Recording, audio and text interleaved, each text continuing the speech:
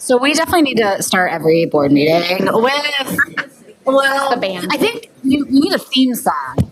That's why when you guys get back to strings, we're gonna Monona Grove School District Board theme song that we can do. Oh man, nice work, everybody. That was awesome. All right, we need to get a motion to reconvene into open, please. I'll move that we reconvene into open. I will second that. Great, roll call vote. Rochelle? Aye. Philip? Aye. Eric? Aye. Janice? Aye. Susan?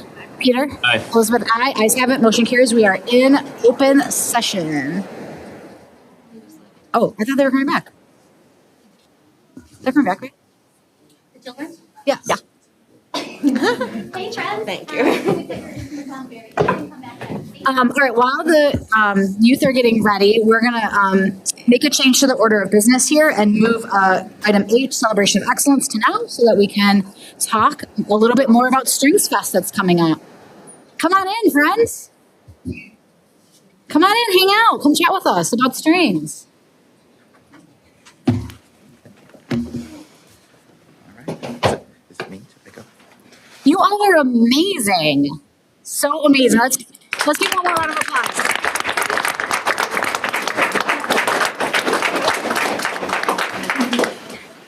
So we know time is tight, so we're just gonna have this going here so we can keep track to make sure we're staying on task. Hey, you guys are good. Starting up. This is Awesome. important. Take it away. Well, good evening, and thank you for asking us Mr. to Evans, come. nice to see you. Great. It's good to see you. Thanks for having us to come and share about our annual District Strings Festival and all the great things our students achieve in the Monona Grove Strings program. Great. On the screen, you can see all 4 of the strings teacher here at MG. We lead a whopping 614 students. If you scroll down, you can see those numbers by school. It's important to note that also our elementary educators not only teach strings, we also teach general music and at those respective schools. Here's what we plan to cover in the next few minutes. The history of the festival, the purpose of it, and our current festival. So these kids that played tonight are all going to be part of a festival that started back in 1993. And that year, there were 149 students in grades 4-12, and they presented their concert in Cottage Grove Gymnasium. As the community grew, so did the orchestra program. And now we're at the Monona Grove High School Gymnasium. We thought it needed to be its own event, so we created an event that happens in mid-March, and we started to do themed programs. And here are some of the themes that we've created over the years. We've had themes like Dinner in a Movie, a Mozart celebration, Jazz It Up, Noche de Estrellas, Islands, Oldies But Goodies, Fire It Up, Majestic MG, Strings in Space that didn't happen, that were shut down that year. Yeah, Strings of Palooza was our first time back after pandemic, and then we had a Beatles celebration. The Strings Festival is not only a joyful celebration of great music making, it's also a way to showcase the many learning targets in the curriculum for all grades and all levels. We carefully select culturally responsive repertoire that engages both the learners and the audience and make appropriate modifications to allow all levels to showcase their knowledge and skill. Our youngest students, many of them are here tonight, get to see what they can look forward to as they continue their musical studies. And our older students delight in leading them musically. Families enjoy watching, participating, and often siblings get to perform together, which enriches the experience even more. The social emotional learning that occurs when preparing and performing at the festival enhances each student's day-to-day experience. And the next few slides have some photos. Wait, you skipped over the best one with the cowboy hats. That was from last year. That was a great time. You have to get there early to get a seat. All right. Take it away. And this year's theme is Hues in Harmony. And each grade will perform a piece that is associated with a color either in the title or in the composer's name. Jen Goodenough, one of our terrific art educators here at MG, designed the shirt with the idea that all students can color their shirt like a coloring page. You can kind of see the students' shirts behind us. If you want to stand up. We'll perform a song at each grade level, and each one of those is represented through the illustrations. This year, we have a feature piece that the audience are welcome to participate in, which we won't tell you the title of. And last year, it was John Denver's classic, Take Me Home, Country Road. This year, we hope you'll join us in our version of our surprise piece. And then every year, since we've been doing this, we've been having a grand finale piece. And for the first 28 years, it was always Tchaikovsky's great masterpiece, the 1812 Overture. And we thought building on tradition and making memories, it'd be something that students would remember for a lifetime. And it still is. We'll run into students, alumni, and say, "Are you still doing the 1812?" And we've since moved on to something else. Coming out of the pandemic, as Carl said, we pivoted to Ode to Joy for several reasons. But most importantly, it's because this message of peace, unity, and joy, which is what Strings Festival is all about. And with that, we'd like you to come and see all the great things the students will be doing that evening. All of our students that you saw perform will be doing more great work that evening with, 600 of your friends? 600. 600 of their friends. Yeah, the floor is packed. And then... we just wanted to say, you're all invited. As Susan Manning said, get there early. All right, it does fill up. But we love talking about students and listening to you all play beautifully tonight. Another round of applause. And then before you have questions for them, we just want to thank you for giving us the chance to talk about String Festival and really, about the wonderful students, both past and present, that have helped create and sustain this over the years. Student success and student involvement is a direct reflection, seriously, a direct reflection on the skilled instructors that work with them, the support of the communities, and the support of district admin and school board over these 32 years. Our students will continue to be served by staffing model and assignments that are in place because of that support. In addition, as we do, we advocate for these kids and looking for continued great ways to serve them and provide the best instruction possible. But we really look forward to another String Festival and hope we can continue to offer students the chance to make joyful music and joyful memories moving forward. So now, if you've got any questions for any of us or any of the students about Strings Festival, we'll take them. Yeah, questions or comments? Yes, Janice. How many of you are going to be doing your first Strings Festival? Who's in fourth grade? Oh, yeah, all right, awesome. How many people are in fifth grade? Or do we have fifth graders? Okay, cool. How about middle school? Yes. How about high school? Yeah, okay, cool. Thank you. Nice. Other questions or comments? Yeah, Lena. Is it hard conducting all 600 students in one room at once? It's a good time. It's like Jell-O. It's like being in Jell-O. Oh, that's a good description. Well, and we finally learned and took a cue from Jenna Stone, because she comes and helps, and from her days with the field assistant with the marching band, and we're like, oh, that works really well, and so then we were able to make it work. Yeah. Yeah. Well, and some of my students make fun of me. They're like, Mr. Evans, you jumped. You literally jumped at the end of that. And I'll tell them it's because I'm short. See me at the back if they don't do that. You don't jump. That's really funny. Other questions or comments? Yeah, Susan. So, Mr. Davick, when you first came and started doing orchestra with the students, how many students, and you have to be close because I remember, how many students were there when you came? So there were 12 at the high school, grades 9 through 12, and then total there were 149. And with the fantastic string staff we had, we set goals, 5-year and 10-year goals, and started meeting those. And just to get more kids involved, to have opportunities to make some great memories. And your numbers now are? We're at 625.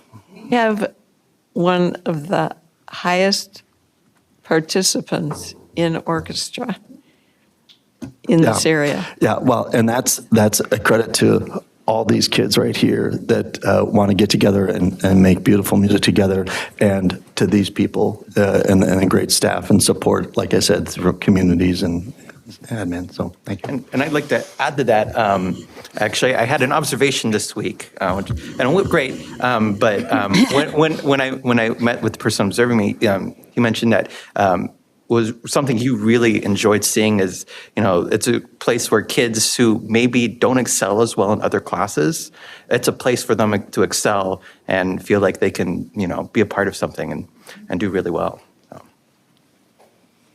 I have a question for some of our young people here. For those of you who want to answer, you don't have to. I'm curious, what do you love about your instrument?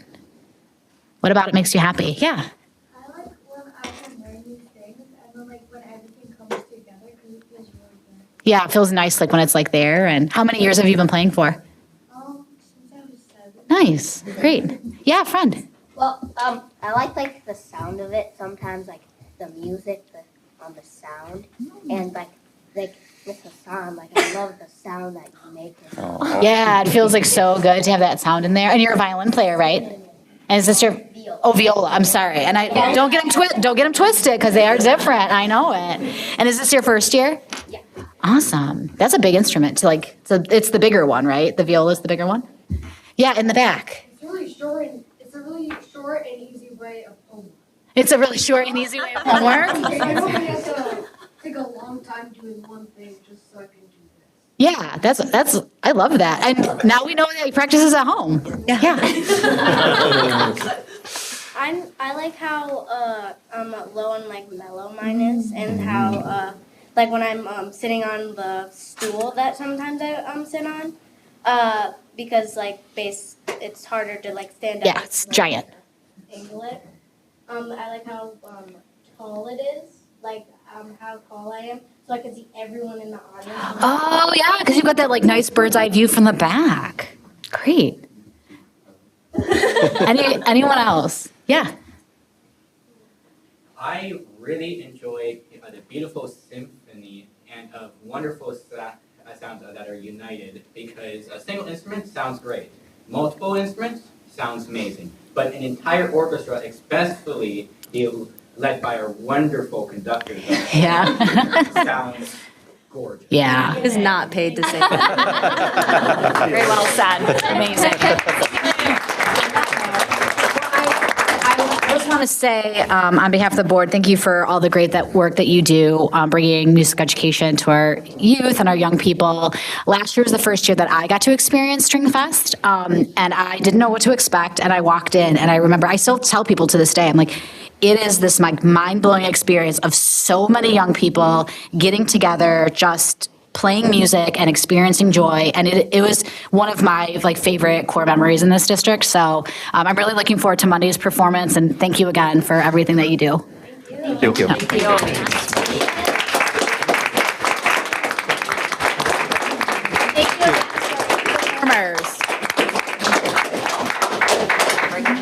Oh yeah, and thank you to your parents for bringing you. Thank you, parents. As a mom of a violinist, the practice is squeaky, so all the empathy in the world. It's a squeaky instrument. Yeah, and then Amira was right. All right, well, now I suppose. My chair. I suppose that we should get to other business today. So next on the agenda is public appearances. We have a number of speakers today, so I will call you up in the order in which you registered to speak. First up is Tim Gallup. Welcome, Tim. Nice to see you. Thank you, and sorry to change the tune here. Oh, you know what? Pun intended, Tim. Yes, it was. All right, speak on behalf of the MGEA, the Monona Grove Education Association, and the MGEA represents educators, paras, administrative assistants, and building services employees across the district. We know that you have faced difficult decisions tonight. Each of you work on the behalf of our students and our staff, and you care about public education. These financial circumstances, unfortunately, The people that were responsible for this financial mismanagement are not here tonight, but we do have competing priorities. The need to protect student programming, pay staff competitively, and the need to rebuild the district's fund balance. We ask the board to make 3 commitments tonight. First, develop a clear plan to restore all classes in all buildings to the class size goals instead of the top of that range. Second, prioritize competitive staff salaries by committing at least half or 50% of the savings from the proposed staff reductions into salaries. And finally, to respect the work of your part-time employees by extending the reemployment rates to them that full-time staff receive. The MGA members have worked hard to pass 2 referenda in our district, and from a district mailer in March of 2023, it states the referendum will, quote, keep teachers and staff at the levels they are now and offer more competitive pay in order to attract and retain the high-quality teachers and staff our students deserve and our community values. It will, quote, keep class sizes where they are now.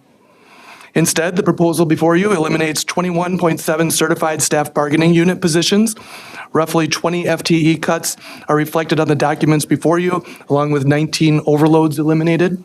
This includes 8.5 positions cut from early childhood through 8th grade. There are social studies, math, computer science, tech ed, world language reductions at the middle school and high school. And there are reductions in art, music, phy ed district-wide. The list goes on with cuts to counseling, math coaching, mentoring, and special education.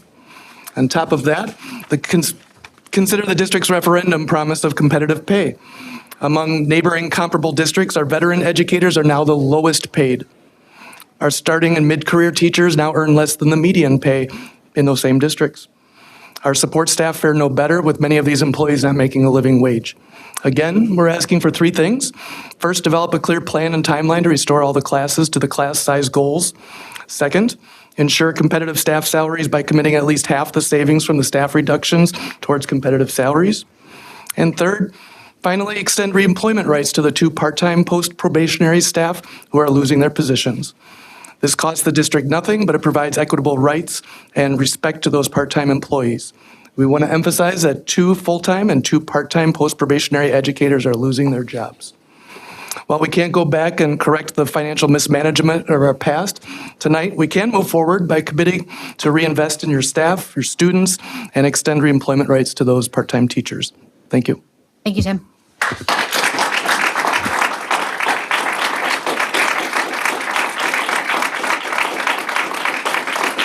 All right, next up we have Miranda Fields. Welcome. I love your hair. Thank you. I'm an art teacher, if that didn't. You got that kind of vibe too. Yeah. So following up with what Tim was talking about, my name is Miranda Fields, and I'm the art teacher at Taylor Prairie and building substitute at Cottage Grove. And I stand before you today, along with many other staff members, to express the heartbreak and concern we feel regarding the sudden and drastic cuts that have been proposed. These decisions do more than just impact jobs, they affect people's lives. As a part-time staff member, I now face the uncertainty of whether I should renew my lease or start applying for jobs elsewhere.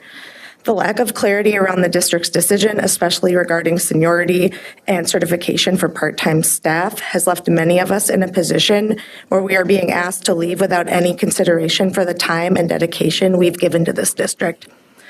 The community at Taylor Prairie and other schools will also suffer from these cuts.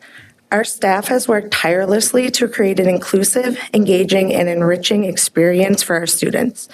We've seen the real student growth, and we've worked hard to ensure that every student feels seen, heard, and empowered.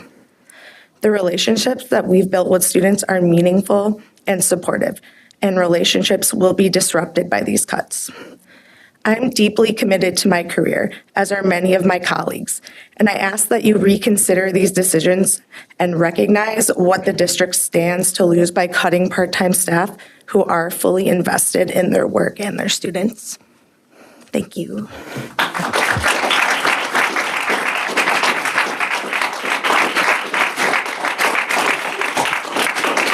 All right, next up, Kevin Mickelbank. Welcome, Kevin. Good evening.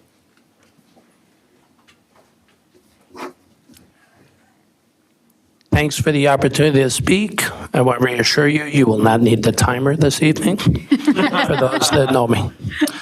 I appreciate the weight of the difficult decisions before you tonight, and that we would not be here if we did not care about public education, the students, and the staff. Quite honestly, the proposed cuts are super concerning. It's very stressful out there in the trenches. There's eggshells everywhere, and there's no safe haven right now. Very unfortunate. Many of us also realize one adjustment of this size, no matter what you decide, is not going to solve the problem that was and the void that had been created before us. It's not that large. A piece of the pie, yes, but it's not the whole thing. Being in the district in my 29th year, kind of consider myself a lifetime educator, and I've tried many things, done a lot of reflecting, a lot of learning, and then you're just moving forward, and you try to do the right thing all the time. I'm hoping with your decision and the opportunities tonight, you will do the same. I'm actually one of the people that watches the meetings on the, I'm like one of the 4, I think, sometimes that are tuned in. I know there's like a recent initiative to analyze the apples to apples and look at what we're offering as a district to our employees. And like growing up and not knowing that much, I learned a lot from Susie Orman. Housing, rent payments. We got to start saving somewhere for retirement and just let it be a small thing that takes care of itself down the road. Building an emergency fund, which seems to be a priority over everything else, but you still have these other expenses. And then on my life's journey, things like daycare and car payments come, and then when they disappear, there's like major opportunities to make shifts and big adjustments in other places. And just this process, big PBS fan, but just this big process reminds me of kind of what we're at now. The overspending, it's in the past and done, and I'm not going to lament on it, but I am going to ask that you do the right thing and decide to keep the savings with the employees and staff that are doing the work in the trenches, no matter where that might be, up here at district office, okay, or out in the schools. Heard great things to kick off tonight, but that's a lot of work in the trenches, okay? Each one of those kids, if I associate it with a group of pencils, there's only so many rubber bands that are teaching all those kids, and we keep shoving in and shoving in and shoving in, not just the kids, but the tasks, the changes, the things that we roll with and get asked to do. Kevin, that's your time. Our leader started this year saying, have grace and assume positive intent. I hope you'll do the same tonight. Yep. All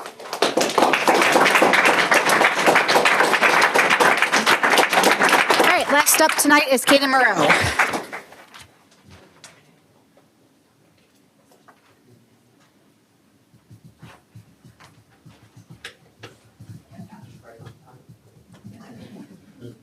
Hi, everyone. According to the board docs, our district will be facing devastating teacher cuts. The loss of our staff will have a significant impact on our students and the supports they need. Meanwhile, the veteran educators who remain will be the lowest paid among comparable districts. This is heartbreaking to me. I see teacher after teacher leaving, the teachers that have been here the longest. All this after 2 referendas that indicated competitive pay and smaller class sizes. This is not our community. This is not what our community voted for. And when we passed the referenda in 2020 and 2023, the community has repeatedly told the board and administrators to pay the teachers competitively and maintain student programs. We expected you to do that. This budget crisis caused by poor financial management from those no longer here is now your job to fix. Resolving your past mistakes isn't an overnight fix. It'll take years. However, you can start tonight by committing to prioritizing educator compensation. If you don't act now, we risk losing the very heart of our district. We must retain those teachers and work to restore small class sizes. I call on each of you to commit to the savings from tonight's proposed staff reductions. Go back to our educators. to compensate them so that we can work to support all our students. Our students are the whole reason we're here, why you've had every board meeting before this and you'll have after that. Thank you.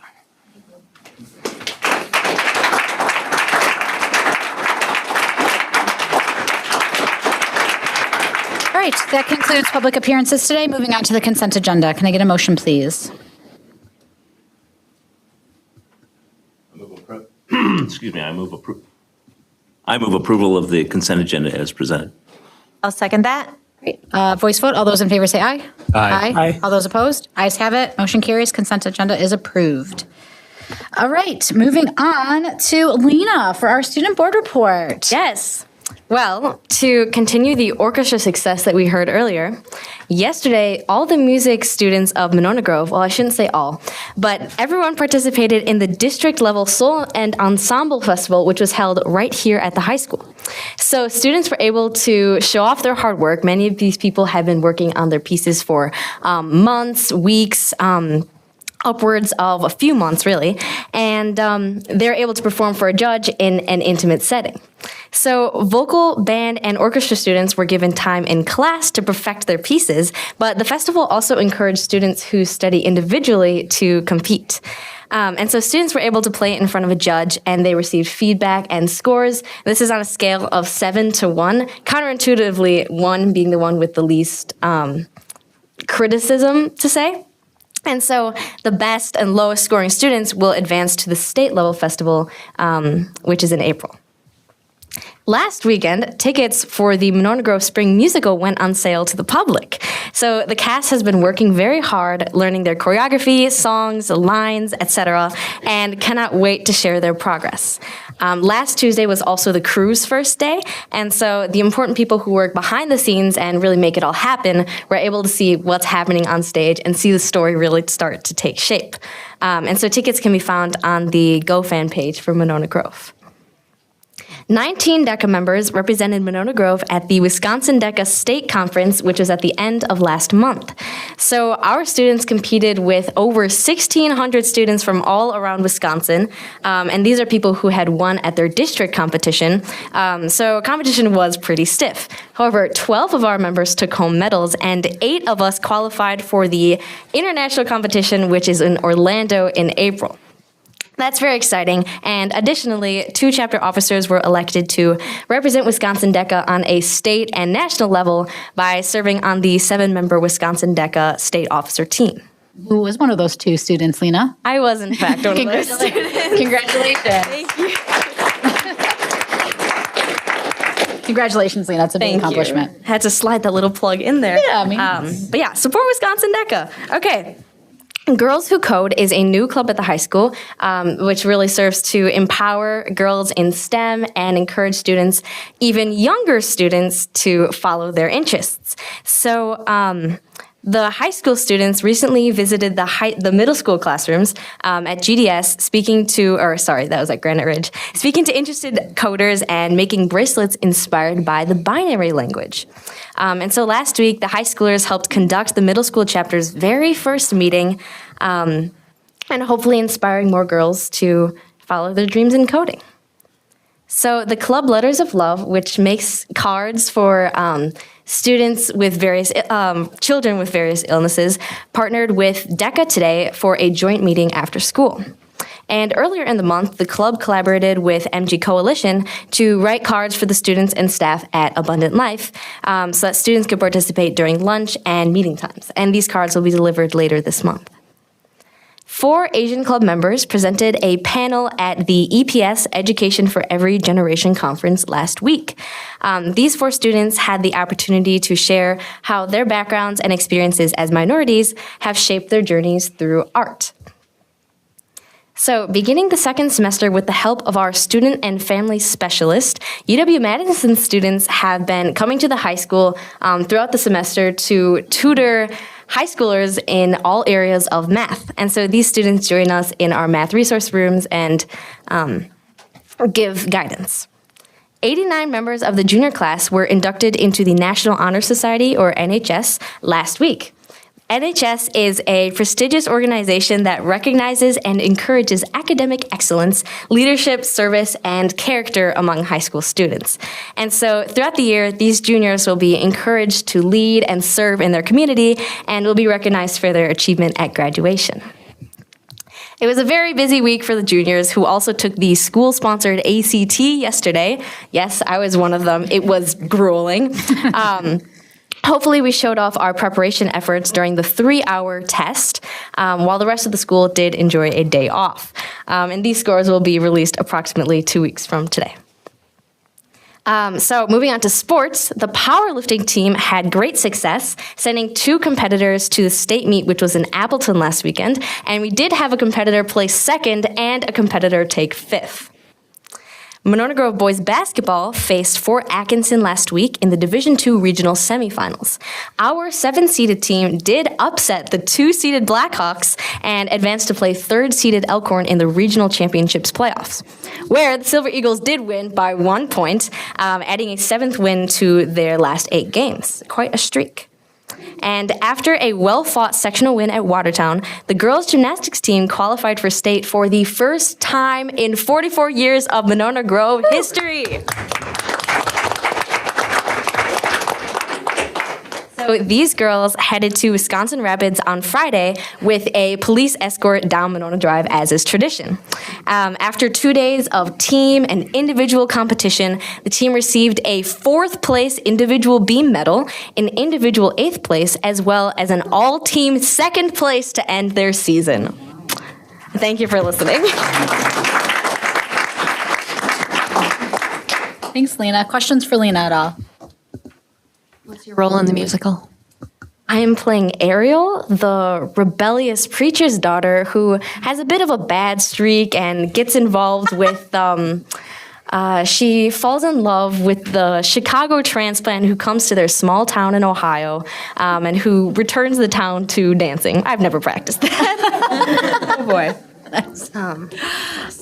Question for you, Lena. Is this Saturday the day that DECA's doing the Family Day? Yes. You want to make a plug for that? Can I, please? Yes, please do. So this weekend, if you don't have anything to do with your young kids, you can bring them to Family Day at the high school. So Family Day is from 10 to 3, and it's where young kids will be able to do fun activities, games, crafting activities, while hanging out with their family and other kids. And so this is hosted by MG DECA. It is a fundraiser for us.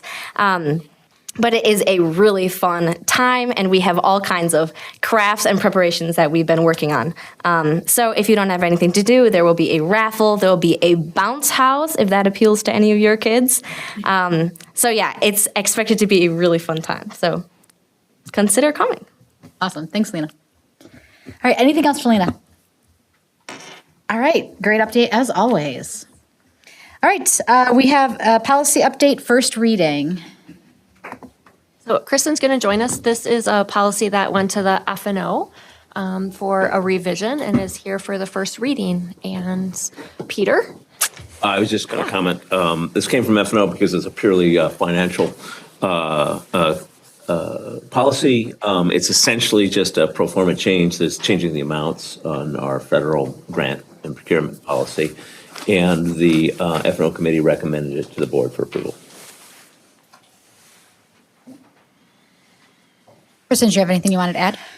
He actually summarized it very well. We just had to add some thresholds, specific thresholds to our policy. DPI had pointed that out to us and said it was required. So this is why this is. To bring up into to compliance. Great. Questions for Kristen or the FNO committee? Yeah, Eric. The thresholds are 5,000 to 25,000, is that right? Yeah, so the micro purchase limit is, it has to be under $5,000 to be considered a micro purchase. And then small purchases are between that $5,000 and $250,000. And then the requirements that apply there. And then the large purchases are anything over $250,000, which would require bids.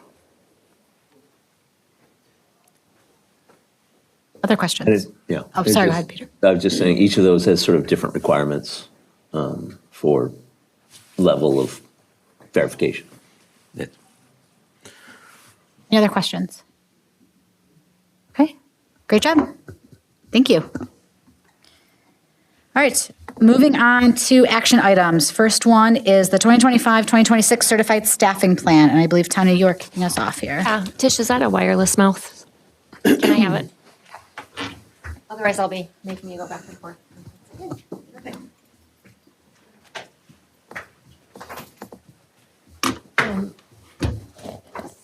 So as every year, the board is brought the certified staffing plan. And this is really the plan that looks at how many kids do we have in the system, and then based on class size guidelines, how many FTEs of certified staff do we need. As we looked at this, last year there was kind of all over the range of some classes below the class range, some at the mid to higher ends, a little all over the map. So as we work through this process, just really using that as the guiding document of thinking about how do we hit those goals, and really thinking about goal to maybe a little above goal or below goal. And so as we put this plan together, and the MGA, spoke about, adherence to the goal as opposed to the high. Six of the grade levels are above goal. The most is 1.8 students. 2 of the grade levels are at goal, and we have 3 grade levels that are below goal, and the most is 4.9 students. So I feel like as hard as this plan has been to work through and to think about what it means for staff and the humans, I think we got pretty close. And continue to watch that. In addition, there's no programming cuts, there's no elimination of services that we're offering. And I think from community feedback, that was really important. And so worked really hard to that. The human aspect of this is real and it's hard, and you heard that reflected in the comments, and absolutely appreciate that. So as we walk through this process, want to share what we did and where we landed. As we said, one of the things that we're really looking at is how do we create a staffing plan based on what is our enrollment and the budget. And, I think two things that come into play. It's our class size policy, which should determine what our FTE looks like.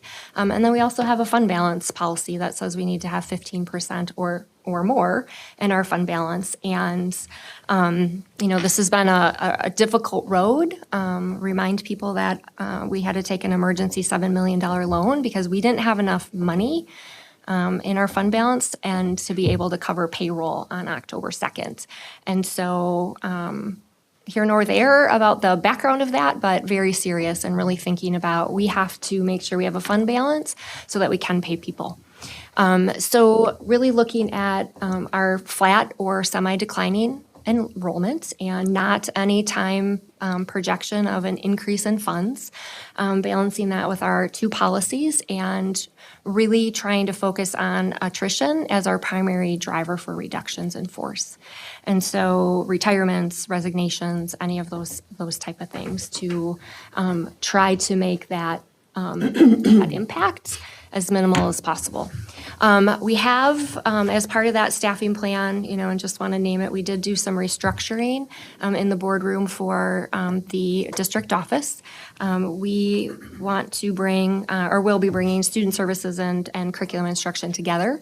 One of the changes that was approved is we've had 1 director and 2 coordinators, and based on feedback of people really wanting to have a director that has experience at the level that they're teaching. Moving to a elementary director and a secondary director and eliminating the coordinator's roles. So that was part of the restructure also. Those interviews will take place starting on Monday. The other thing that we looked at doing was then also, just talked about that. Restructuring what also lived under what is currently curriculum instruction.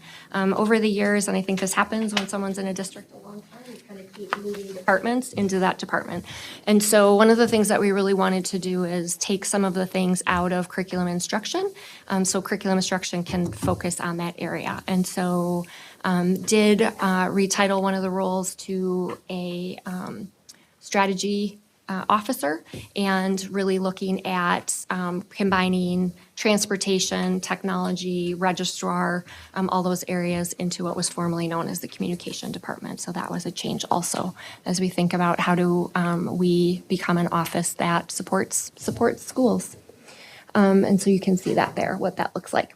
So as we looked at our certified staff plan and process, not a lot of key work process documents.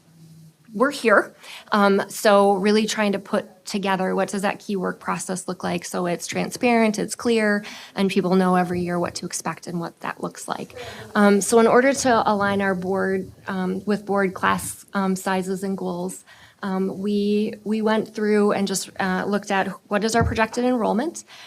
We had to pick a day where that was the day that we were going to go off of, and we used February 24th of projected enrollment, and really looked at how do we, by each class, what are those average class sizes, and then what are the range. So you can see here, nothing is outside of the range in that space. Sixth grade was a place that was a little high when we had the projected enrollment, and looked at that, and we'll talk through that when I pull it up. So then, really tricky process in order to try to do some of this work, be transparent, but also, when you're starting to get an N of 1 or 2 at a grade level or in a department, and maybe their job is being impacted, we don't want public documents to be how people find those things out, right? And so it's the balance of being transparent and having those conversations as all like preliminary, like if this plan is approved, here's how it impacts people. And so that's always the balance of the work that we do. And appreciate people's understanding of that. So as we were looking at reductions that couldn't be done through attrition, we looked at any volunteers, and if there weren't volunteers, needed to look at what those adjustments would look like. So staff that was impacted was spoken to on March 3rd and 4th. Tried to really capture that all at one time because it's very anxiety provoking, and really wanting to try to ease that as quick as we could. For that perspective. Obviously, we are going to need to continue to monitor enrollment. We are pleased that we now have a system that every 24 hours pulls actual enrollment right out of Infinite Campus, so we can monitor those class sizes. And if a class size approaches, above goal or gets into that high end, what is the conversation that we need to have on that high end of what do we need to do? Buildings will now have their FTEs and, have some autonomy to make some decisions in that space. On the flip side of that, I'd also say if we're finding that a class is so below the end of the other goal, that also warrants a conversation and what are going to be next steps for that as we move forward. So we'll need to be continuing to look at that. We will bring actual, whatever day the board docs goes live, that would be the actual course enrollment and class size will come into the boardroom on a monthly basis, so we can continue to watch that and share that as we go through that process. We did work with the MGEA to have conversations about how can staff get input into this and look at this when we talk about this staff plan. We did hold open office hours on Thursday evening. Staff was able to have somebody present also, and then MGEA leadership was there, and then Katie and I. And some people popped in, asked their questions, because obviously when you're looking at a grid that's just a staffing plan about FTE by level, some of the details behind it, what would that look like or what is the plan? So we're thankful to be able to have that opportunity too. So as we look at this plan, that is real little. But you have it in your computers. I'm gonna have to open mine because I can't. My old eyes can't see that. One of the things in the staffing plan that's attached is you can see that it's it's by department, by grade level. And so there was some concern that we weren't looking at grade levels by level, by building, by grade. So just wanted to show an example of how we're monitoring that and how we look at that.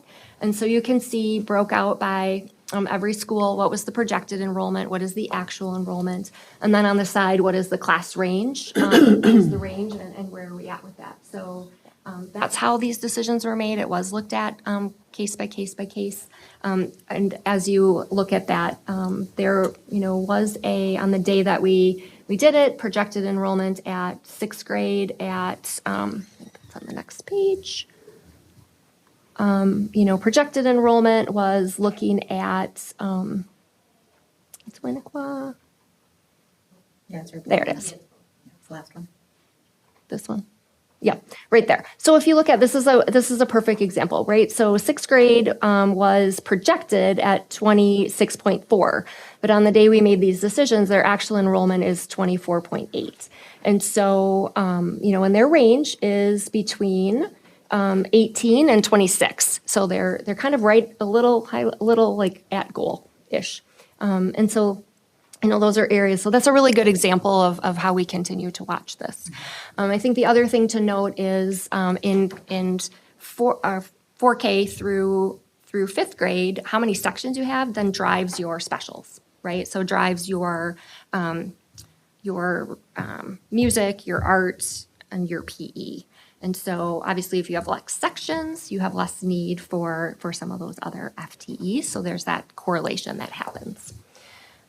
As we look at the high school is a little bit of a different beast because obviously we look at how do we staff high school based on student course selection.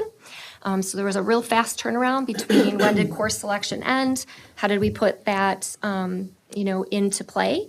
So that process looked a little different. We used Infinite Campus to take everybody's course selections, put them in there, put the average class size, which at high school average class size is 26, outside of PE and some of the music classes, and really looking at what kind of FTE would that then allow. And be able to do that to eliminate any sections that were small, the bottom, sections that you're looking at is under 22, 18, when you get to that point, what is the feasibility of running them? What classes can be, and per our policy, what kind of classes can be combined? What are some of the things that you can do to keep offering really robust opportunities within the number of FTE that you have when you think of here's the number of kids, they take 7.5 credits and teachers teach 5, sections. And, reducing the overloads, there was 22 overloads last year, and we really want to reduce those as much as possible because the teachers have a contract for the amount of teaching that they're to do based on a reason, and overloads takes away a big chunk of their preparation time. And so there's times where we have to do it. It doesn't make sense to bring on another person, but we're really wanting to think about what that looks like. As we said, really looking at how does that drive your enrollment. Also listed in there the area class sizes. I think that was one of the conversations that people had asked, what does class size look like? So what you have here are benchmark districts from the region and where their class sizes are, and you can see ours here, and we're right in the wheelhouse. There's some grade levels or ages where we may be a little low. There's some where we're a little higher. And I think that's just normal community to community decisions on what their class size policies look like. But just wanted to share that we are not wildly outside of the realm. Just closed right out of it. Sorry.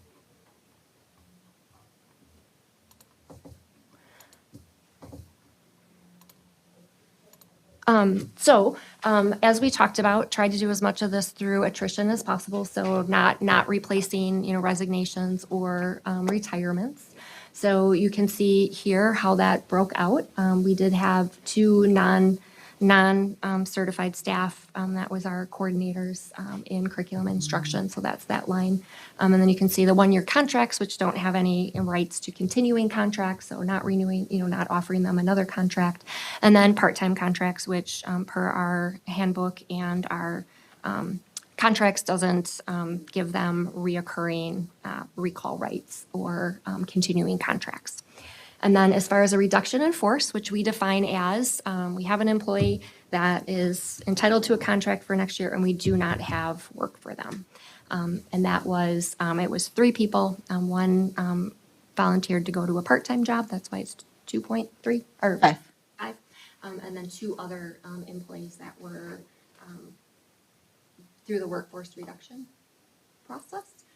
That if there was a reason, if we suddenly had an increase in enrollment or in those areas, somebody left, that they would have recall rights. So that is that part. And then non-certified staff doesn't get approved by the board, but just out of transparency, just really wanted to share what this looks like. 2.7 resignations, 2 retirements, and then 3.8 people that we've talked to that we don't have a job for next year. And those are not classroom facing employees, so that you can see that. So that is process and how we ended up here. So this is the preliminary staffing plan and showed you by grade by building so that you were able to look at that. How did we get to these averages? And then each of the different specials areas. Open it up for questions. Questions or comments? We just add that the Personnel Committee met today before this board meeting and are recommending that the board approve this plan. Other questions or comments? Yeah, Susan. Do we know what the total savings from this plan is, or a general figure? The dollar amount? Yeah, I would estimate about $2 million of reduction in expense. I wouldn't necessarily call it savings. So that's helpful. So it isn't like a savings that we can then allocate toward like teacher salaries or other expenses because it's. Well, one of the things that's important to remember is that this year's budget is a $1.5 million deficit. And the way that we're tracking so far, we may end up with a $2 million deficit. So that, is something that we would need to overcome in 25, 26 just to have a balanced budget. And that's not even considering inflation. And then we also have to consider, movement towards moving ourselves to a better financial position. So I don't necessarily see this as savings. It's more of a right-sizing our operations within the guidelines that we have to make sure that we're being fiscally responsible with the funds that we do have. We are intending to set aside some funding for compensation and looking at how we compare to other districts and maintaining some competitiveness within our benchmark districts. Well, and I also want to thank you. The information that you provided to the board in terms of class size and maintaining class size and enrollment was, and then to do it by building, thank you very much. That's just, it's great information for us to have in terms of maybe having to make a very tough decision. Yeah, Janice. I'd just like to say, first of all, to all the people who spoke that I really appreciate you taking the time to speak, and you spoke from the heart, and I know that this is really hard. And one of the things that has been shared is that this is called like right-sizing our operations. And so moving forward, this isn't a thing that's going to happen every year. Right? Like this is. Unless we dramatically lose kids, which we want them to come, and so we have more kids, so. My entire career here, we have been a growing district, and this is the first time in my memory that we are not. And so one of the things that is happening is that, like, because we have either stagnant or less kids, some of the things, like, it just makes money really hard because we don't get enough money from the state, so. Hold on a second, Susan. Peter has his hand up, so I just wanted to make sure that you were done, Janice. I didn't want to prematurely cut you off. Just to Janice's last point, the state funding increases by less than inflation, which means that if we don't have growth, we have to cut things as time goes by. Some of the important points is, first of all, I do want to point out that these are right now using our projections. We do not know where our enrollment will end up, and it is typical that there's one or two adjustments at the beginning of the year because enrollment is not where we are. We do monitor and look at the needs of each class, and these projections and times go on, and we do make adjustments when they're called for. I also want to state, I mean, I'm very happy. I mean, we didn't change anything. We kept our class size goals, we kept our class size ranges, and we put everything and everybody in the middle of those. And when we talk about the budget deficit, the reason is we didn't do that work last year or the year before, which is where we should have done this work to make sure we were tight where we needed to be, rather than letting things get a little bit looser. And what we have done here is essentially tighten to the rules that we have in play. And we haven't had to make any changes, which I think is a great thing, because we think we know we want to be. And when I look at this reduction and compare it to the last time we did a big reduction, I am very pleased at how much less pain we were able to do this with, I think, than, and what I'm talking about is 2011. And 2019. And well, the big one was goes way back to 2011, and how well this will go. There are some concerns that we do need to think about, and one of them is we have not raised our class size goals.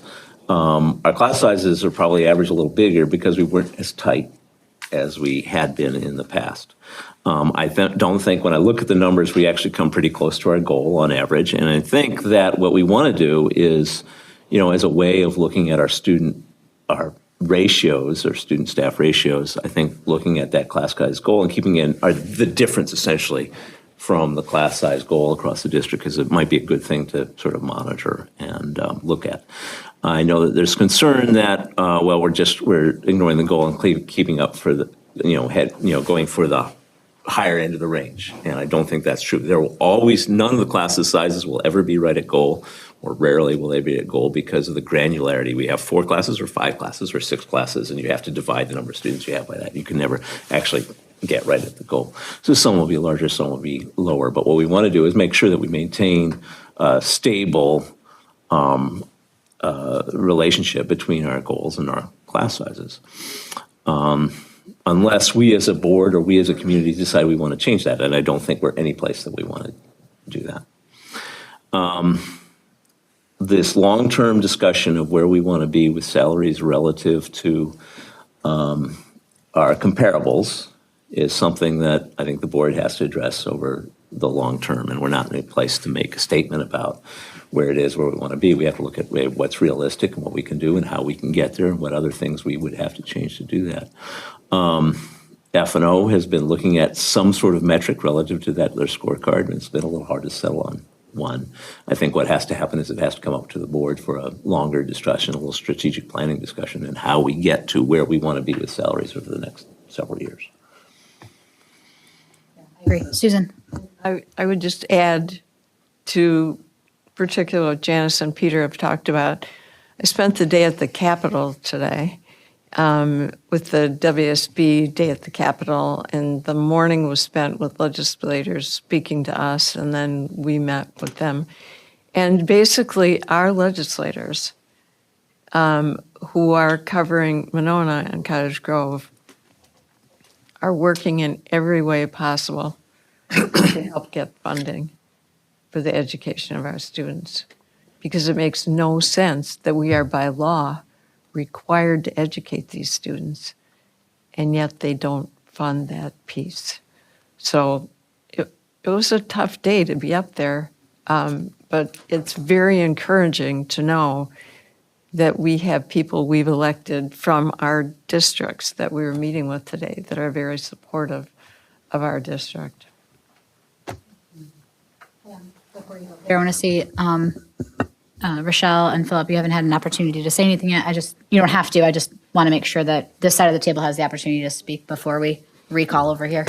Yeah, I was just going to ask if Kristen or Tanya could just comment briefly on how open enrollment factors into some of our planning, and talking about the number of kids and just where our funding comes from, because I think that was a key point of education for me over the past year or so, or number of months, looking at what proportion of our students are coming in from other districts, how that how we fund that versus resident students, right? And the amount of money we get for a resident student versus an open enrolled student, and the difference between filling open seats and creating sections. I think that would be potentially something just worth touching on briefly. And I just want to also clarify. I want to make sure I'm reading the spreadsheet correctly too. That the Can you talk about which spreadsheet you're referring yeah, sorry, the one with the enrollment detail that has by grade, that the actual enrollment is inclusive of the open enrollment students, right? So if you wanted to know the resident enrollment in a particular grade at a particular school, you would subtract the open enrollment from the actual enrollment.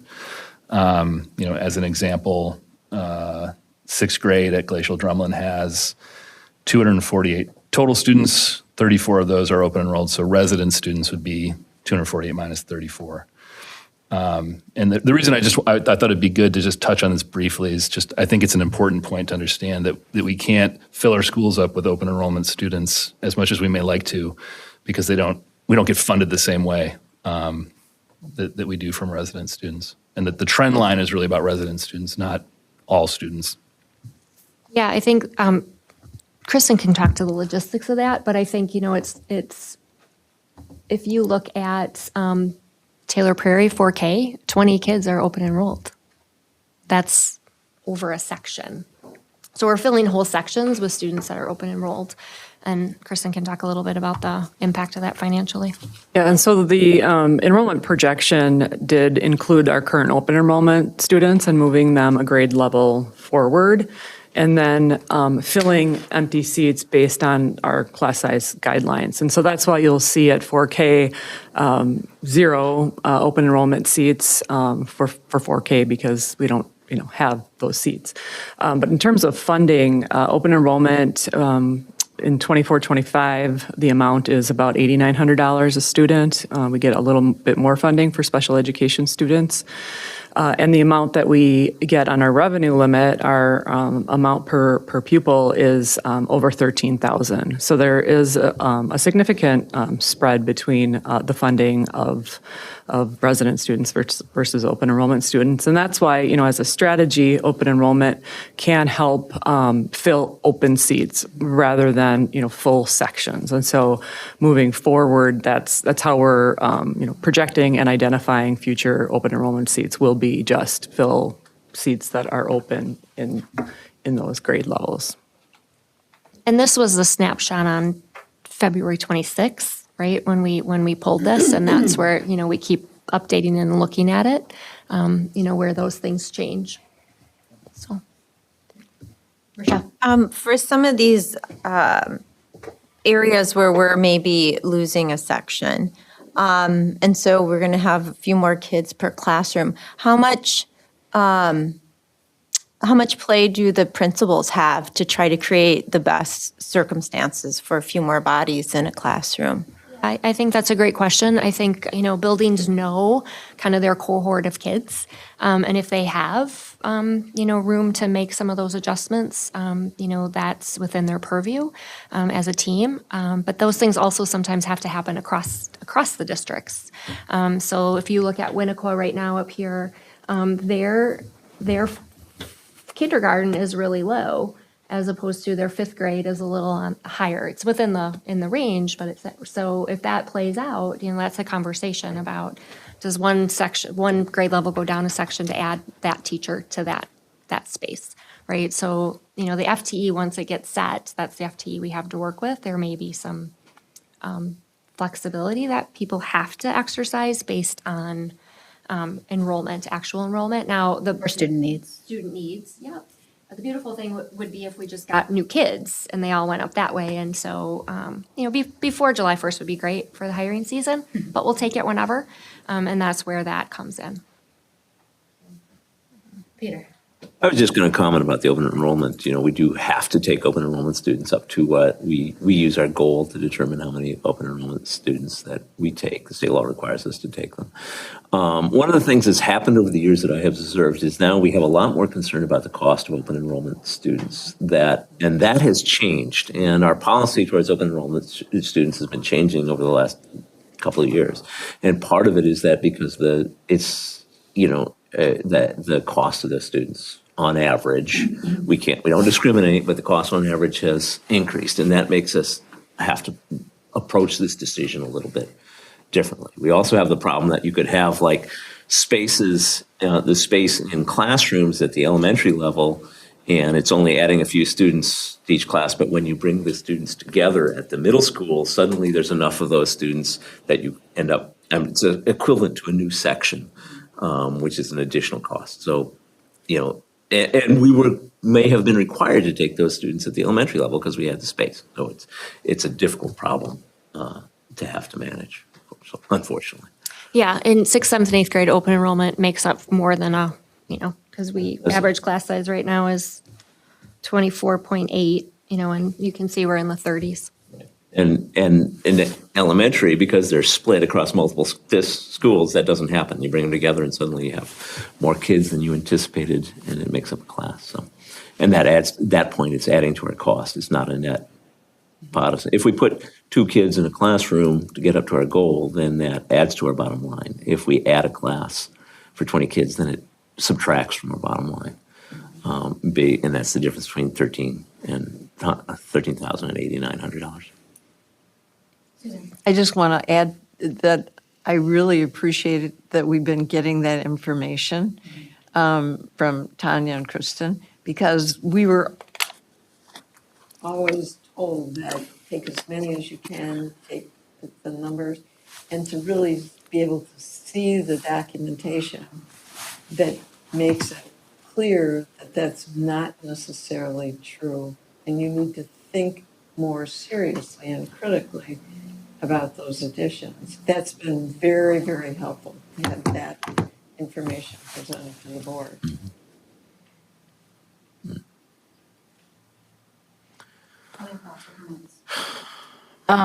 I have a couple of things. I think one, to echo, Janice, what you had said at the outset of your comments in thanking folks that came today, both to speak and also just to come, right? I mean, not everyone wants to speak, right? Sitting there is not for everybody. It's hard. And I will say, just like speaking for myself, I was laid off and recalled for the first 4 years of my educational experience. It sucks. It feels terrible. It fosters uncertainty. I've been laid off permanently before too. And there's nothing about it that feels good, not just for the impacted people, but also for your friends, your colleagues, right? The people that you're around. And so there's nothing about this that feels good to us. I understand that there's nothing that feels good about it to you all. And so I just want to kind of name that and acknowledge that piece of it. And I appreciate you coming out and asking and coming for solutions around things. I think to that point, we have been, well, even prior to our budget pieces, certainly since I've been on the board. And so for folks that have been on the board as long as I have, know that like I regularly lament about our lack of consistent pay practices. Like, what is our pay philosophy here as a district? What are our pay practices? And then how do we apply those consistently, right? And equitably across these pieces, because what I've gathered now in my 4 years of being here is that it has been inconsistent. Some of that is market-based, right? Like if I'm coming into a hard-to-fill, hard-to-find position right now, my market value is inflated, right? Versus maybe something that's more difficult to, or easier to fill. But I really would like us as a board, and if I think we tried in committee through F&O, I think personnel has tried to talk about it a little bit too, but I would like us to have a serious conversation collectively around, let's name what our comp districts are and let's talk about those. Let's come to consensus around what our kind of pay profile is and what we're striving towards. Because while I appreciate the fact that it's short up-ish, it's presented up as savings, it's not savings because we're in debt, right? So that's just not how that savings works. And even if we were going to put money back into a thing, I don't want to put money back into a thing that's broken. I want to put money into a thing that then makes sense, and then we can apply it in a way that we can be consistent moving forward and competitive moving forward. And so I would first like to offer to chair, so either Peter or Eric for F&O or personnel, if that's something that you want to start with you all in committee, or whether or not we want to think about doing it as a larger board workshop, since we started in committee and that was the original intention. Yeah, Peter. I don't think it's a financial decision. I mean, I It's a agree. values decision. It's a bigger decision, and I don't believe it belongs in FNO. FNO can talk about it and maybe start something, but I think it's a discussion for the board as a whole.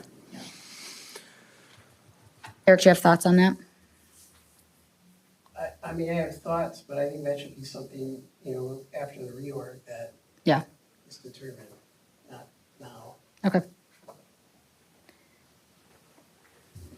Peter, did you have something to say? Not on that subject. I did want to go back and point out that something we went over, that the restructuring we're talking about at the administrative office is to save $400,000. That's the number, right?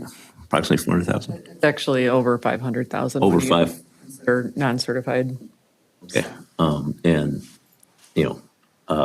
thank you for looking for that. It's a big number from a much smaller group of staff than our certified staff. Staff that aren't providing direct services to youth too. And so we're not just looking at certified staff when it comes to this. We're actually making big moves on other areas.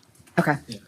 Yeah, go ahead. Just to circle back to your comment about board workshop or personnel or F&O and the idea of, I think, having sort of a guidepost for what we want to strive for culturally as it relates to comp. I want to echo what Peter said and just sort of build off it in the sense that I think that not only should it not be a financial committee decision, I think it should inform our financial committee, right? So I think once the board can workshop that and come up with where we want to be, not necessarily what can we do today, right? Because I don't think that's not what we want, right? We want to figure out where we want to be. That'll help drive the rest of our behavior, I think, as a district when it comes to how aggressively we pursue different options for Well, and the allows us to financial monitor our recovery. progress towards that, Yep. because I think that's been another frustration that we've certainly heard fairly regularly over the last several years, right? Is that, you talk about a thing, but then you don't do a thing, or you do part of a thing or a quarter of a thing or whatever, and then you can't really monitor progress towards the totality of it. And I think what we're hearing and seeing as part of this idea of what we've been using, like right-sizing our operations, to me, this is part of it, right? Part of right-sizing our operations is making sure that like we have a compensation philosophy and a structure that makes sense, is competitive, and is consistent across the board.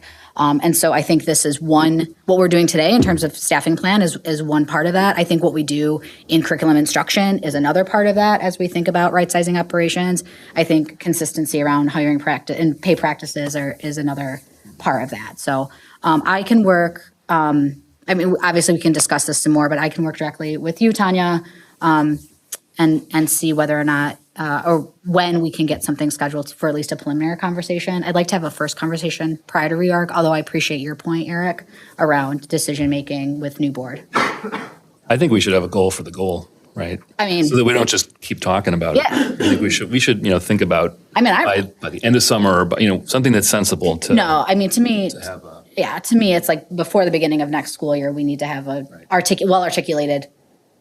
It's on film. You guys can do it. Before the beginning of the school year, we need a well-articulated pay philosophy, right? And comparable districts, which to me, should be fairly easy and straightforward to get to. So you heard it here, friends. What day is it today? Write it down, Tim. You can hold me accountable for it. And I agree that we are at an interesting time with restructure. Yeah, go ahead, Eric. I don't think it's simple and straightforward. I think that's probably, I think it'll be challenging. Yeah, I think it's I going to. wouldn't say it's simple or straightforward at all. I do think it's doable, though. I think it's doable for us It's doable, but it's not simple, so. Fair. All right, other questions about that? Any other questions in regards to the information that was presented as a whole?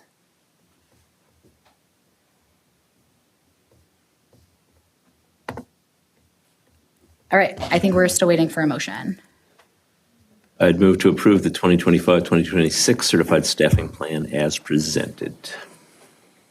I'll second that. Any further discussion? Yes, Peter. Nobody has to be happy about it, but I think this is about as best as we could hope we could get.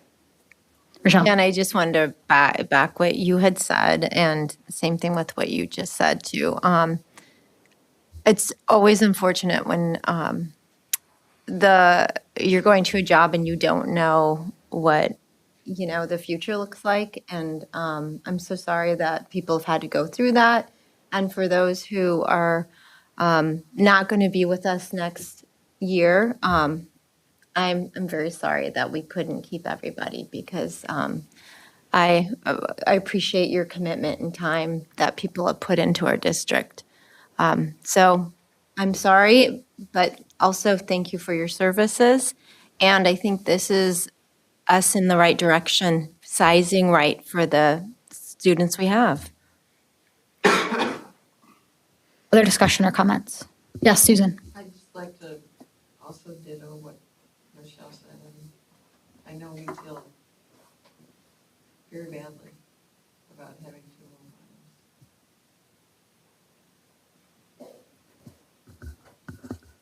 Anything else?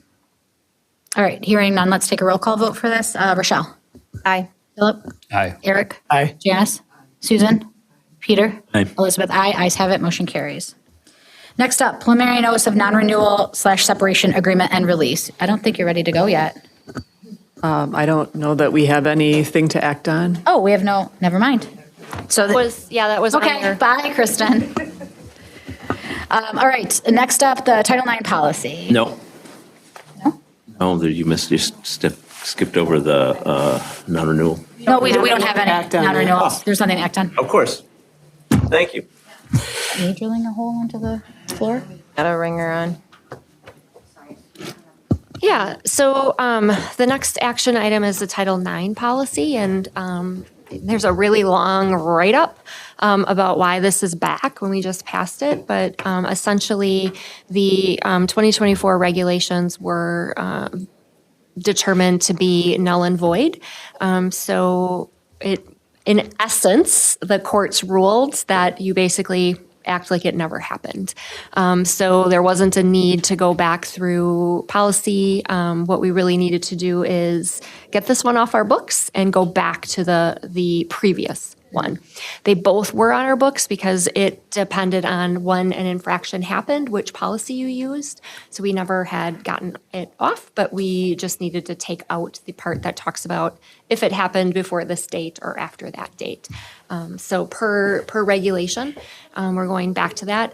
It's important that we get this done because this is an expectation that we are in compliance. This is one of the things that they look for attached to our federal funding. And while we don't get a ton of federal funding, we need every penny of it. So I'd be looking for an action to rescind the one that we had brought forward and to go back to this one. Can I get a motion, please? Can I just make a quick comment? Oh, yeah. For that? So if you look and you see that in the policy number 2264, there are some red drawn out lines, and that's because it refers to the policy that we're rescinding, or that was rescinded, just for clarification. I'll make a motion to rescind the 2266 and revise policy 2264 as presented. Wait a second. Any further discussion? Susan, you were raising your hand before I called on Rochelle. Did you have a question? Oh. Great. Any further discussion? Great. Any objection to a voice vote on this one? All those in favor say aye. Aye. All those opposed? Ayes have it. Motion carries. Next up, the 2024-2025 revised Board of Education meeting schedule. I feel like this is a bi-monthly occurrence, this I know. agenda item. Yep. So we had the swearing in and reorganization set for April 21st through the board policy, but it has to be the fourth Monday, which it falls on the 28th. So we are seeking approval to adjust the schedule to cancel the 21st and make the reorg meeting on the 28th. I move approval of the 2024-2025 revised Board of Education meeting schedule that's presented. Second that one. Any further discussion? Great. Voice vote. All those in favor say aye. Aye. All those opposed? Ayes have it. Motion carries. Next up, Membership and dissolution of interagency agreement, Dane County Schools Consortium. Schools Consortium has been in existence for a very long time. For the last 10 years, I believe, 2015, 14, the Monona Grove School District has been the fiscal agent. And so that means that when all the districts come together under an interagency agreement, someone has to be the fiscal agent. So the district has been that for over the last 10 years. In early 2024, per bylaws, the group of districts that come together for that were notified that Monona Grove would no longer serve in that role. So they were notified earlier. And I inherited this and moving through that transition, have continued to say, we're not going to do this, and needed to find another fiscal agency. There are 17 districts in the consortium, and none of them have stepped forward to be willing to be the fiscal agent. I think that speaks to the amount of time, effort, energy that it takes to be that. And so there's a couple things that are at play. We've been hoping someone will realize that, this is happening and want to come forward. It's not happening. We're running out of time. Dane County Schools Consortium isn't youth apprenticeship as a whole. They have done an amazing job of facilitating that in the region and making sure kids have opportunities. But YA grant funding comes through the state through the Workforce Development Board. And the uncertainty of what would happen soon with this is why we're here tonight. So there's a couple things at play. If Monona Grove needs to do this themselves for our own students for youth apprenticeship, we need to apply for grant funding April 1st. In addition, we need to give 90 days notice to the consortium of withdrawing our membership. So there's that part. So there's kind of the urgency of it because we have kids that need youth apprenticeship and we'll keep going. Greg Benz is our CTE coordinator. He has some experience with this in the past. While I'm not saying it's going to be smooth or easy, we can do good things for kids through this transition. So the second part of that, my ask is that if no one steps forward, there is nothing in the bylaws that say it then automatically dissolves. It requires 2/3 of the membership to vote affirmative for the dissolution. Per legal counsel, they read it that the school boards need to authorize the superintendents to make that vote. So as of right now, there is not a dissolution vote on the table, but if no fiscal agent steps forward, then that would be the logical next step. So I would be looking for authorization to, if the executive board calls for a dissolution vote, I would have permission to vote affirmative. If the consortium dissolves, the fund balance that sits there gets equally divided and sent back to the member districts. So that would be the part of the assets that would be of concern with the rest of the executive board to end any of the fiscal things that we need to close out as opposed to transferring them to another district. And just a reminder to board members that this is a 2-action item. So as we get into making motions, we'll do one and then discuss and then do the other and discuss. I will make a motion to authorize the superintendent to withdraw from the Dane County School Consortium effective July 1st, 2025, if no fiscal agent is identified by April 1st, 2025. Second. Discussion. Yeah, Peter. Yeah, I just want to emphasize again that it's not what we're getting out of any of the services offered by the consortium. We're just being prepared to offer them ourselves without the consortium, on the assumption that the consortium is not going to find a fiscal agent and then will have to be dissolved. I think that it's pretty telling that of the 17 schools, we've been the fiscal agent for 10 years and nobody else wants to take this on. We shouldn't be bearing the costs for all these other school districts ourselves. Question of clarification. How long what's the actual deadline for the consortium to find a fiscal agent? I know we're saying April 1st for our own. July 1. July 1, okay. April 1st for us because it's 90 days. Just so we can get on our own Technically, June timeline. Yep, 30th, yeah. yep. Michelle, did you have a question? Oh, I was just I kind of had that kind of same idea.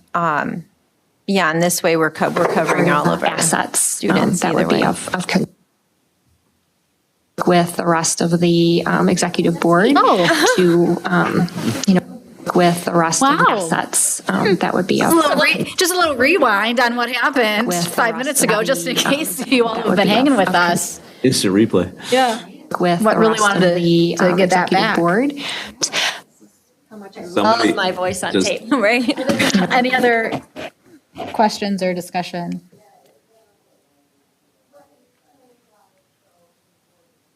I think we're good. I think We're good. Yeah. Great. So we'll make a vote on this one. So let's do an opposition voice vote on this one. Great. All those in favor say aye. Aye. All those opposed? Ayes have it. Motion carries. Second, recommended action is to authorize the superintendent to vote affirmatively to dissolve the Dane County School Consortium if such a vote occurs. I'll make a motion for that. Should I read it again, even though you just read it? So moved. Second that. Any further discussion? Great. Can I ask Oh, a yes, quick go ahead. question?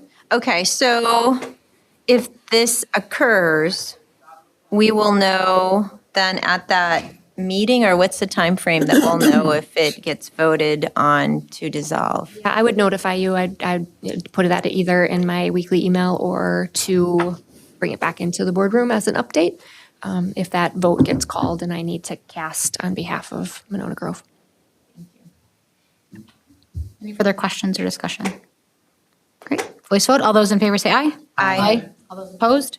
Ayes have it. Motion carries.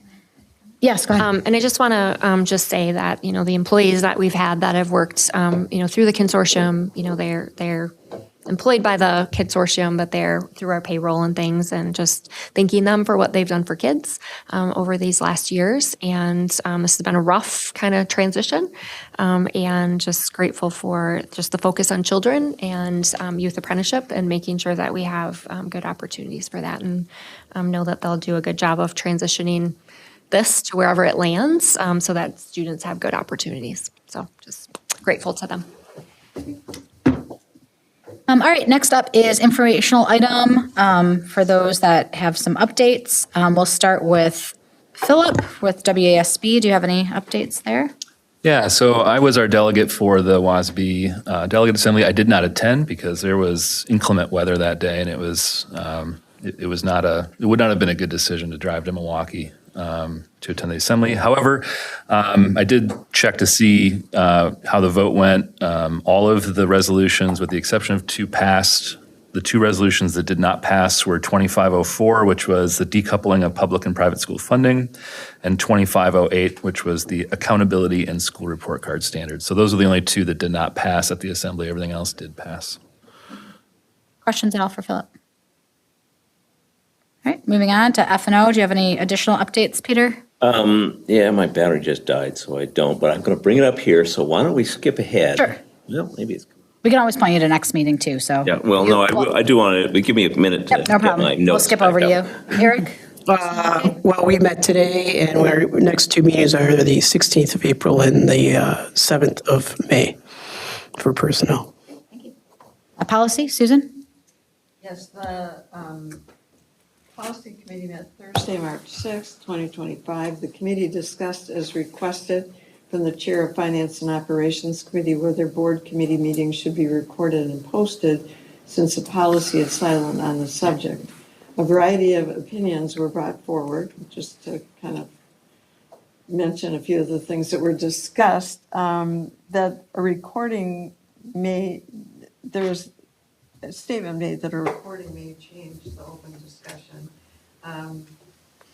One of the other things that was mentioned is we don't know what the cost is, and this is not budgeted at this time, and that it might not be deemed appropriate for all committees. And so so maybe the discussion would start by being focused on finance and operations.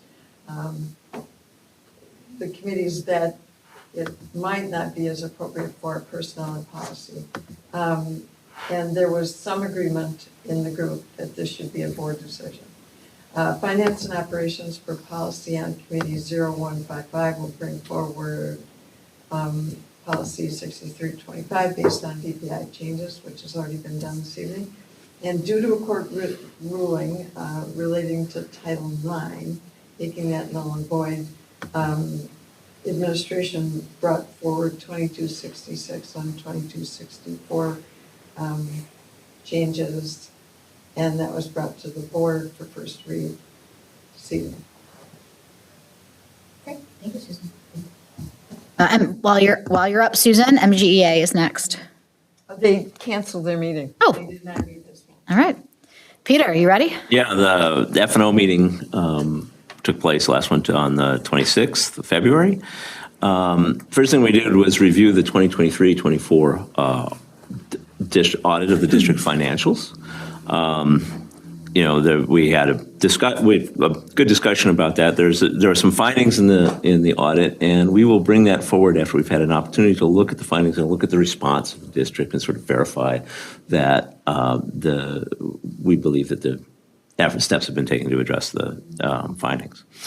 We spent some time reviewing the district budget timeline just for sort of informational purposes. We looked at the current year-to-date financials as we do, and then we spent some time talking about public communication, how we move forward with transparency in F&O, and what things we might want to talk about on an annual, quarterly, monthly basis, and what sort of is a good way and good forum, good place to put that out in a format that the public can understand and sort of is clear to the public. It's always complicated. It's hard to make these numbers simple and clear. You look at them all the time and it becomes sort of second nature, but it's hard to put it out in a format that might be, that we want to make sure we put it in a format that's understandable to the public, and not only that, but is relevant and informative. There's lots of information put out there, but may or may not be as useful as we'd like it to see. We also reviewed our scorecard. We're getting close to sort of a final version of the scorecard that we can then start publishing and using. We do want to bring that to the board for discussion, so you can see what we're doing and to gather input. Hopefully that will happen at our next board meeting. The next meeting scheduled for F&O's regular schedule would be next Wednesday. However, there's the community forum for candidates next Wednesday, so we're right now looking for an alternative time for the F&O meeting. Thank you. I'll let you know when it's done. Thank you so much. All right. Superintendent report. All right. So a couple things.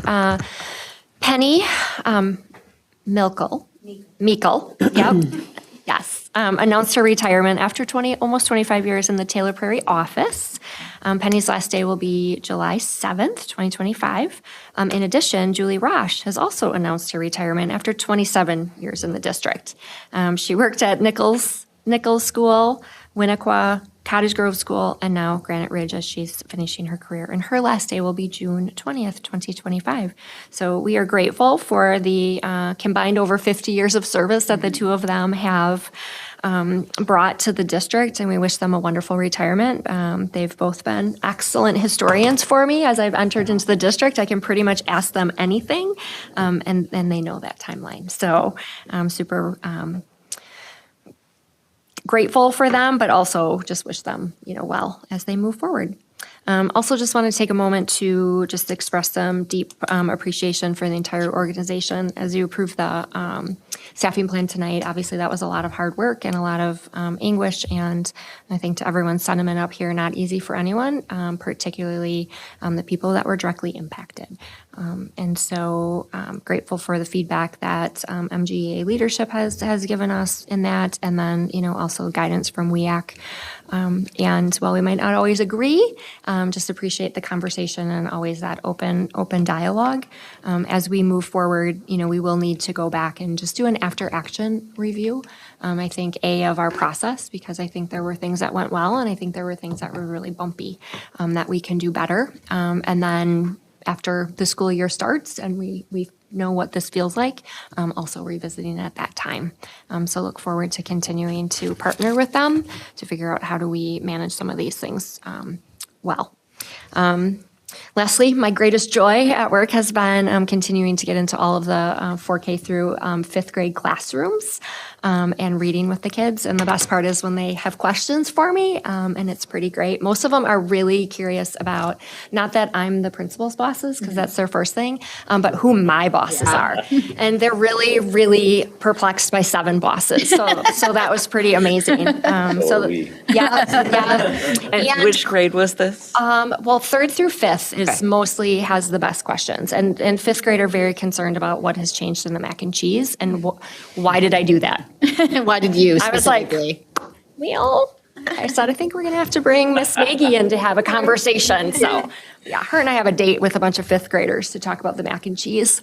So that's been great. It's just been really fun to be in the classroom, spend time with the teachers. I spend a lot of time in the classrooms, but not necessarily interacting with the kids. They're busy. They're doing stuff. Like, teachers have big plans, and so it's been fun to be in there and have that part. Trying to figure out what would be meaningful engagement to get into 6-12. I'm not sure they're really interested in my picture books, but we'll see. Maybe. You never know. Yeah. Yeah. So that's been great. It's been really nice. And then finally, we have had Lorimer, the librarian over at Winnequa, has been the liaison to the Monona Public Library, because the district has to have one, and he has stepped down after having that role. So as of February, I think it was February, the city of Monona then swore me in as the new representative on there. And so that first meeting is next week. So we will continue on with that. So that's all I got. I just have one question. And maybe that's something we want to talk about at the next meeting. We approved a retirement this evening in the consent agenda.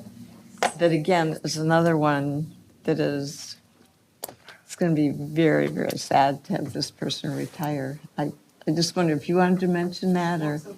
Absolutely. I was a little distracted by all of the musicians today. I know. It was lovely. And then also. And again, it isn't just this teacher, it's the family. Yeah. The So, family was a major part of this school district. And I'll never forget having this teacher stand and watch every day the kids get off the bus. It's like thinking about Janice's concerts. Well, that's Scott Amira, and he has taught 36 years. I'm not it's a lot. I just remember saying, like, wow, you've earned that and then some. But yes, so longtime staff member and very beloved 6th grade teacher at Glacial Drumlin. And if you have not been to his classroom, you have to get there to see his rubber duck collection before he takes it down. I'm not kidding. You need to go see it. It's really cool. Also, he's the person who helps with crossing every morning. And when I was driving into work, he'd be saying hi to me every morning. Yeah. So, and he's an amazing teacher, but he does so many cool things in so many ways. And well, and I also said to him tonight, I said, well, so we're going to have an event, right? And he goes, no, he was saying really not. And I said, here's what we should do. When we do the concert in the park this summer, and that's the one that Carl David basically orchestrates, I said, how about if we do it that night? So I'll let you know if that's going to happen, and we can all bring a cheese tray and have a good time. Thank you, Susan. Thank you for pointing that out. Any other questions or comments for Tanya? Lena, do you have any suggestions? And I don't want to put you on the spot, so you don't have to do it now, but if you have any suggestions about how Dr. Frederick can more meaningfully engage our older students. I would agree that the picture books might not be the best approach. They might want to talk about mac and cheese, though. Yeah. Music. We'll talk about it. We'll think about it. Yeah. Think about it. Ask around, because I love that you do that, and I would love to see. I think it's more natural. It's easier to do and also easier to schedule, right? K-5 because they all exist in the same spot all day. But I think, We'll figure something out. That could be a question on a survey. yeah. I could just substitute teach a block. We could do that. We could feature you at our prom pep rally. No. All right, well, you guys can talk about that at a different time. If there's no other questions for Tanya, the future meeting dates. Oh, I just, you know what you should do? You should just switch roles for a day. There you go. Yeah, that goes. Make sure that. There's a lot of responsibility. I don't know if Tanya's qualified for all you do. No, I couldn't keep up with her schedule. Can you play violin need a nap and rep for a week. DECA and sing and dance in the musical? I'll be an orchestra concert. All right, pulling us back together, can I get a motion to adjourn, please? I make a motion to adjourn tonight's meeting. Second. All those in favor say aye. Aye. Those opposed, ayes have it. Meeting is adjourned at 8:41 PM. Thank you, everybody. Been in this room a long time, Mary.